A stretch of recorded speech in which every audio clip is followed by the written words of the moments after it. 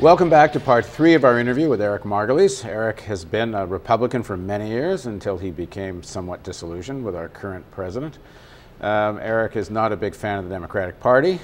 Eric has been a seasoned foreign journalist, covered Afghanistan in the 80s, and has been around covering war and important stories around the world for decades. Eric, let's talk about John McCain. Everyone's attention, for obvious reasons, is on the outcome of the Democratic Party process. But quietly, John McCain has been assembling his team. And in his foreign policy team are some very interesting figures. First and foremost, James Woolsey, former head of the CIA. And then a man named Randy Schoenenberg, who is, both with Woolsey, helped constitute something called the Committee on the Present Danger, co-chaired by Senators Kyle and Lieberman, who pushed the resolution declaring the Iranian Revolutionary Guard as terrorist. And the Committee on the Present Danger is quite dedicated to regime change in Iran and Syria, and the fundamental thesis of the Project for New American Century document, which is the projection of American military might to reshape the world. McCain's running, George Bush ran previously as the compassionate conservative. McCain's running as the rational conservative. But what do you make of the vision of a Woolsey vision of the world, which seems to be the thing that will drive McCain's foreign policy? Well, I've met Woolsey on a number of occasions, been on TV programs with him in Washington, and I would be very nervous to have this man anywhere in a high-level government position. The reason is that he's one of the point men for the extreme right wing of the Republican Party. They're almost so far right-wing you can hear goose-stepping. They want a very militaristic foreign policy. They want to use American power to destroy all of Israel's perceived enemies. Eric, in that respect, let me show you a piece of video. This is a clip of James Woolsey speaking during the Israeli invasion of Lebanon. And this is Woolsey calling for what he thinks should be the American approach at that moment towards Syria.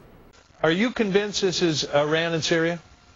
Well, certainly. I think Iran is the puppet master, and Syria and Hezbollah and Hamas, to varying degrees, are the puppets. This is really about Iran versus the U.S., and Israel is in the way.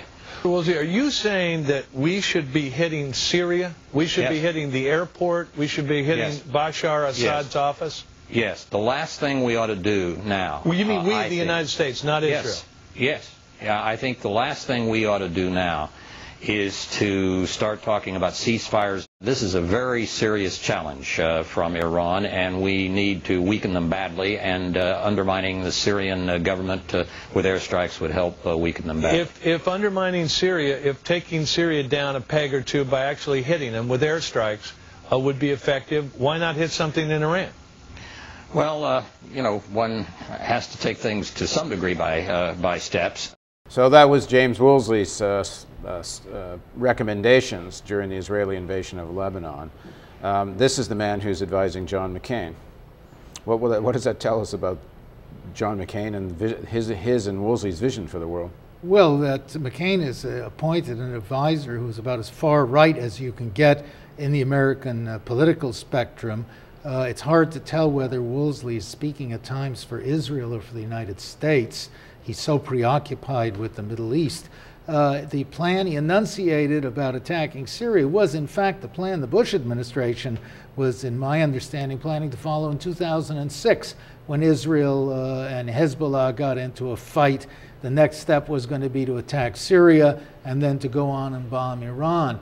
Hezbollah's resistance put the kibosh on that plan, but nevertheless, the advisors around McCain are determined that they want to use American power to destroy all of Israel's enemies, foremost of which is Iran. McCain is getting away with kind of not looking like a militarist. He's pulled back from his 100 years war in Iraq. But there seems to be a fundamental split in those people that control U.S. foreign policy between this reshape the world and accommodate countries like Iran. By accommodate, I mean live with the fact they exist. They are regional powers. You have to deal with them the same way There was an accommodation of sorts with the Soviet Union for 50 years. There was a dealing with. But the roots of this philosophy is in this document, Project for New American Century, talks about taking out militarily taking out your opponents. Should one expect that as a foreign policy from John McCain? Well, I hope not, but one would hope that he and his advisors have learned something, but apparently not. I mean, this doctrine was actually first put on paper by Paul Wolfowitz. I have it in my new book, that where he outlines that we have to knock out any political or military enemy and go for resources. But what happened is that McCain started talking tough.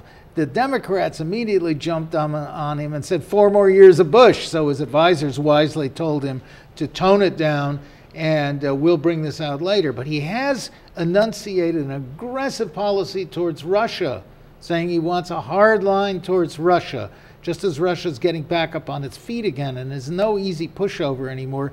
And he's been making very dangerous signs about a confrontation with China, not to mention Iran, Syria, and Hezbollah. So we have a potential president who's certainly going out looking for a fight. So a great deal is at stake in this 2008 presidential elections. Yes, and this time the media has to do its proper job to tell Americans what these people really plan to do, exactly what it failed to do before the invasion of Iraq. Thank you, Eric. And thank you for joining us. If you'd like to see more stories like this on the Real News Network, please click the donate button that you see here. We really do depend on your donations for our very existence. Thanks again for joining us.